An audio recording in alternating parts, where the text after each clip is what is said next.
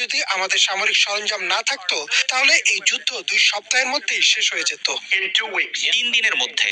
আমি পুতিনের কাছ থেকে এটা শুনেছি যে 3 দিনের মধ্যে যুদ্ধ শেষ হয়ে যেত। হয়তো আরো কম। এভাবে ব্যবসা করা খুব কঠিন হবে, আমি আপনাকে বলছি। অন্তত ধন্যবাদ বলো, যেভাবে যা আছে মেনে নাও। আমার মনে হয় আমেরিকান জনগণের উচিত কি ঘটছে সেটা দেখা। আমার মনে হয় এটা খুবই গুরুত্বপূর্ণ। এর জন্যই আমি এতদিন ধরে এটা চালিয়ে যাচ্ছি। আপনাদের তো কৃতজ্ঞ থাকতেই হবে, কারণ আপনাদের হাতে আর কোনো কার্ড নেই।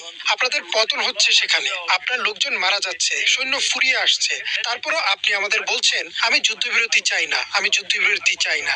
দেখুন, আমি আপনাকে বলছি, যদি এখনই যুদ্ধবিরতি করতে পারেন সেটা গ্রহণ করুন, যাতে আর গুলি না ছুটে, আপনাদের মানুষজনকেও যাতে আর মরতে না হয়। আমি যুদ্ধবিরতি চাই, কারণ যুদ্ধবিরতি করতে চুক্তির চেয়ে কম সময় লাগে। অবশ্যই আমরা যুদ্ধ বন্ধ করতে চাই। আমি তো আপনাকে বলেছি নিরাপত্তার গ্যারান্টি লাগবে আমাদের।